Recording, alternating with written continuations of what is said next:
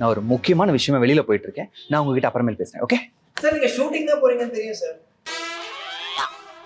ஷூட்டிங்கா? ஒரு நிமிஷம்.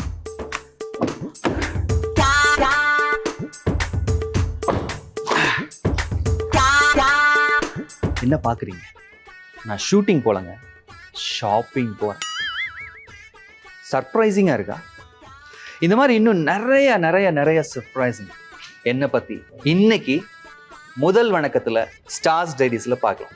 என்ன பார்த்துட்டே இருக்கீங்க? வண்டியில இருங்க, பேசிட்டே போலாம்.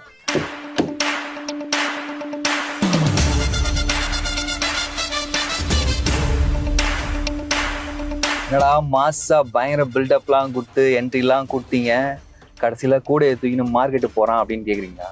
என்ன பண்ணுறது? இல்லை, பொதுவாக செலிப்ரிட்டி அப்படின்னாலே அவங்க உட்காந்த இடத்துலேருந்து ஆர்டர் போட்டால் அவங்க கைக்கே எல்லாம் கிடச்சிரும் அப்படின்னு பொதுவாக பேசிக்கிறாங்க. ஆனால் சேட் ரியாலிட்டி என்னன்னா, எங்கள் வீட்டுக்காரவங்க இருக்காங்கல்ல, வீட்டுக்காரம்மா, அவங்க ஆர்டர் போடுறாங்க, நான் அதை அப்படியே தேடி அலைஞ்சு திரிஞ்சு வாங்கிட்டு வந்து அவங்க கையில் கொடுக்குறேன். அதுதான் உண்மை. என்னை பற்றி சொல்லணும் அப்படின்னா, என்னோட பேர் வெங்கட். நம்ம விஜய் தொலைக்காட்சியில் நிறைய நிறைய நிறைய சீரியலில் நடிச்சிருக்கேன். ஓகே, அதெல்லாம் இருக்கட்டும். நீங்கள் என்கிட்ட என்ன கேட்கணும்னு நினைக்கிறீங்க அதை கேளுங்க, அதான் இம்பார்ட்டன்ட்.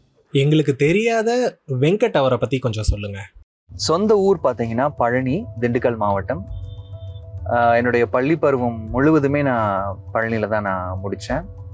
அம்மா வந்து அரசாங்க வேலை பார்த்தவங்க. அம்மா மட்டும்தான் எனக்கு, அப்பா கிடையாது. அப்பாவை நான் பார்த்ததே இல்லை. ஸோ என்னுடைய பள்ளி பருவத்துக்கு அப்புறம் என்னடா படிக்கிறதுன்னு தலையை போட்டு பிச்சு பெதறி கடைசியாக இன்ஜினியரிங் படிக்கலாம் அப்படின்னு முடிவுக்கு வந்தேன். BTech ID. ஸோ கஷ்டப்பட்டு கடன்லாம் வாங்கி பேங்க்கில் எப்படியோ அதையும் முடிச்சாச்சு. ஸோ நீங்கள் பார்த்துட்டு இருக்கிறது, பேசிகிட்டு இருக்கிறது ஒரு இன்ஜினியரிங் கிராஜுவேட் கிட்ட மறந்துடாதீங்க. ஓவராலாம் சொல்ல, கொஞ்சம் லைட்டாக பில்டப் கொடுத்துக்கலாம் அப்படின்னா. சூப்பர் மார்க்கெட் வந்துருச்சுன்னு நினைக்கிறேன். அப்படியே நம்ம வந்த வேலையை முதல்ல பார்ப்போம், இல்லைன்னா வாங்க முடியாது அடி. போலாம். நான் ஷாப்பிங்கில் பிஸியாக இருக்கேன்னு நினச்சி நீங்கள் கேள்விலாம் கேட்காம இருக்காதீங்க. நீங்கள் உங்கள் கேள்வி கேளுங்க. உங்களோட முதல் ப்ராஜெக்ட் பற்றி கொஞ்சம் சொல்லுங்கள். ஸோ என்னோட முதல் ப்ராஜெக்ட் பார்த்தீங்கன்னா, நம்ம விஜய் தொலைக்காட்சியில் கனா காணும் காலங்கள் தான் என்னுடைய முதல் நெடுந்தொடர். ஸோ எல்லா ஊர்லேயும் ஆடிஷன்ஸ் வச்சாங்க, மதுரை, சேலம், கோயம்புத்தூர். அதில் நான் மதுரையில் போய் ஆடிஷன்ஸ் அட்டன் பண்ணேன். ஒவ்வொரு ஸ்டேஜ் பை ஸ்டேஜாக அட்டன் பண்ணி 10,000 பேரில் நான் செலக்ட் ஆனேன். அப்படிங்கிறது எனக்கு ரொம்ப ரொம்ப பெருமையான ஒரு விஷயம். அதுவும் மொதல் சீரியலே எனக்கு வந்து ஹீரோவாக கிடைச்சது கனா காணும் காலங்களில். எவ்வளவு பேருக்கு அது கனவாக இருக்கும். அந்த கனவு எனக்கு கனா காணும் காலங்கள் தான் நடந்துச்சு. பட் நேரங்காலம் தான் அப்படின்னு சொல்லுவாங்கல்ல, அது மொதல் ப்ராஜெக்ட் வந்து க்ளோஸ் பண்ணிட்டாங்க சில பல காரணங்கள்னால. 3 மாதம் ஷூட்டிங் போச்சு, பட் அது டெலிகாஸ்ட் வரல. என்னுடைய பேட் டைம் அப்படின்னு கூட சொல்லலாம். பட் அதுக்காக அப்படியே விடலை. அடுத்தடுத்து நான் வந்து என்னுடைய முயற்சிகளை கண்டினியூ பண்ணிட்டே தான் இருந்தேன். அதையும் என்னன்னு பார்ப்போம். உங்கள் பர்சனல் லைஃப்பையும் ப்ரொஃபஷனல் லைஃப்பையும் எப்படி நீங்கள் மெயின்டைன் பண்ணுறீங்க? டைம் ஸ்பெண்ட் பண்ணணும். நான் அவங்களோட டைம் ஸ்பெண்ட் பண்ணுறது ரொம்ப ரொம்ப முக்கியமான ஒரு விஷயம். ஆனால் நம்ம இருக்கிற ஃபீல்டு வந்து ஆப்வியஸ்லி எல்லாருக்குமே தெரியும் எவ்வளோ கஷ்டங்கள் இருக்குது. எல்லாருமே கஷ்டப்படுறோம். எல்லாருமே வேலைக்கு போகிறாங்க, அவங்க ஃபேமிலியோட ஸ்பெண்ட் பண்ண முடியறது இல்லை. பட் இந்த ஃபீல்டு வந்து இன்னும் கொஞ்சம் டிஃப்ரெண்ட். ஷூட்டிங் எவ்வளோ நேரம் போகும் என்னங்கிற கதையே எங்களுக்கு தெரியாது. மேபி மார்னிங் ஆரம்பிச்சு நைட் வரைக்கும் கூட போகலாம்.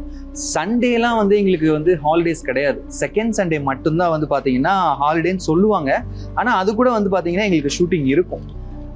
அந்த மாதிரி எங்களுடைய ஒர்க் போயிட்டு இருக்கிறதுனால அவங்களோட டைம் ஸ்பெண்ட் பண்ணுறது கொஞ்சம் கஷ்டமாக இருக்கும். மற்றபடி அவங்களுக்கு என்னெல்லாம் என்னால் பண்ண முடியுமோ நான் டெஃபினட்டாக நான் பண்ணிட்டு தான் இருக்கேன். அதே மாதிரி வேலையும் பார்த்தீங்கன்னு வைங்களேன், வேலைன்னு வந்துட்டா வெள்ளைக்காரண்டா அப்படிங்கிற மாதிரி அப்படியே கரெக்டாக இருப்பேன்.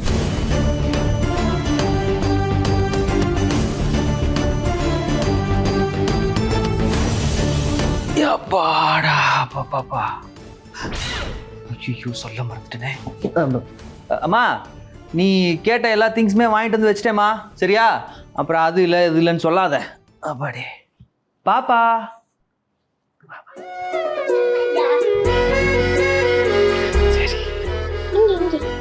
சரி, இது மட்டும் கரெக்டா ஞாபகம் வச்சு கேட்கறேன்ல, நீ எனக்கு தர வேண்டியதை தந்தாதான் நான் கொடுப்பேன். ஆனந்த யாழை மீட்டுகிறாய், அடி நெஞ்சில் வண்ணம் தீட்டுகிறாய். அன்பெனும் குடையை நீட்டுகிறாய், அதில் 1000 மழை துளி கூட்டுகிறாய். இரு நெஞ்சம் இணைந்து பேசிட உலகில் பாஷை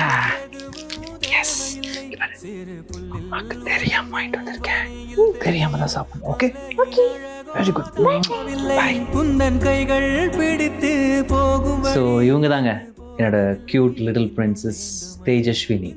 நீங்கள் பார்த்துருப்பீங்க, சூப்பர் டேடி ஷோலெல்லாம் பார்த்துருப்பீங்கன்னு நம்புகிறேன். அம்மாவோட அரவணைப்பில் தான் நான் வளர்ந்தேன். அந்த மாதிரி குட்டி குட்டி விஷயங்கள் கூட என்னோட பாப்பாவுக்கு மிஸ் ஆகிடக்கூடாதுங்கிறத நான் ரொம்ப ரொம்ப யோசிக்கிறேன். இப்போ வரைக்கும் என்னால் முடிஞ்சதை நான் என்னோட பாப்பாக்காக நான் பண்ணிட்டு இருக்கேன். ஸோ இதான் என்னுடைய ஃபேமிலி. நீங்கள் மீடியாவுக்கு வரத்துக்கு உங்கள் ஃபேமிலி எந்த அளவுக்கு சப்போர்ட் பண்ணாங்க? சப்போர்ட் எனக்கு பெருசாக இல்லை. என் வீட்டில் நான் சொல்கிறேன், என்னுடைய அம்மா வந்து பெருசாக சப்போர்ட் பண்ணலை. ஏன்டா படிச்சிருக்க, வேலை பார்க்காம இது என்னடா அப்படிங்கிற மாதிரி தான் எல்லா வீட்லேயும் சொல்கிற அதே கதை தான். ஆனால் உலகத்துலேயே ரொம்ப ரொம்ப ஒரு இன்னசென்ட்டான ஒரு பர்சனை பார்க்கணும் அப்படின்னா அது எங்கள் அம்மாவை பார்க்கலாம். அந்தளவுக்கு அவங்க ஒரு இன்னசென்ட், அவங்களுக்கு எதுவும் தெரியாது. அவங்களோட ஆசை பையன் நல்லா படிக்கணும், நல்ல ஒரு வேலைக்கு போகணும், நல்லா இருக்கணும் அப்படிங்கிறது தான். ஆனால் அதெல்லாம் தாண்டி எனக்கு பிடிச்ச வேலையை நான் செய்கிறேன் அப்படிங்கிறது அவங்களுக்கு புரியல. எனக்கு முடிஞ்ச அளவுக்கு நான் அவங்களுக்கு சொல்லி எக்ஸ்பிளைன் பண்ணி இந்த வேலைக்கு தான் நான் போகிறேன், நடிக்க தான் போகிறேன் அப்படின்னு சொல்லி புரிய வச்சேன். பட் ஒய்ஃப் சைடில் பார்த்தீங்கன்னா சில பேர் வந்து அதை ஒத்துக்கலை. லைக் இது என்ன ஒரு இதெல்லாம் ஒரு வேலையா, இது எப்படி நீங்கள் சர்வை பண்ணுவீங்க, இதெல்லாம் ஒரு வேலையா அப்படிங்கிற மாதிரி நிறைய பேர் என்னை கிண்டல் பண்ணாங்க. ஆனால் அவங்க வீட்டில் எனக்கு சப்போர்ட் பண்ணதுன்னு பார்த்தீங்கன்னா அவங்களோட அப்பா தான், அதாவது என்னோடய மாமனார் பெரிய சப்போர்ட்டாக இருந்தார். பரவாயில்ல, நீங்கள் பண்ணுங்க மாப்பிள்ள, முடிஞ்ச அளவுக்கு உங்களோட முயற்சியை பண்ணி நீங்கள் பண்ணுங்கள், பார்த்துக்கலாம், எந்த பிரச்சனைகள் வந்தாலும் பார்த்துக்கலாம் அப்படின்னு எனக்கு முதல்ல ஒரு உத்வேகம் கொடுத்தது அவங்களோட அப்பா தான். அட் தி சேம் டைம் என்னோடய ஒய்ஃபுமே.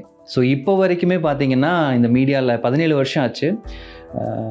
பெருசாக என்னுடைய குடும்பத்துக்கு அவங்களுக்கு நேரம் செலவிடுறது, அவங்க ஆசைப்படுறது செஞ்சது, இதெல்லாம் நிறைய நிறைய நிறைய குறைகள் என்கிட்ட இருக்குது. ஆனால் அதெல்லாம் தாண்டி என்னை எதிர்பார்க்காம எல்லா விஷயத்தையுமே ஒய்ஃப் பண்ணிகிட்ருக்காங்க, இப்போ வரைக்கும் சப்போர்ட் பண்ணிகிட்ருக்காங்க.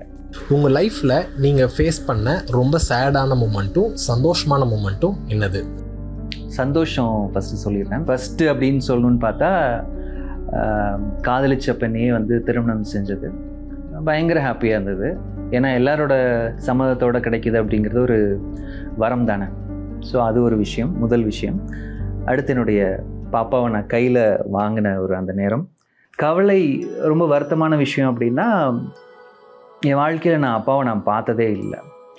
பிறந்த 6வது மாதத்துலேயே 7வது மாதத்துலேயே இறந்துட்டாரு. என்னுடைய தந்தையின் மடியில் நான் ஒரு நொடி கூட படுத்ததில்லை. என் தந்தையின் கன்னத்தை கிள்ளியதில்லை.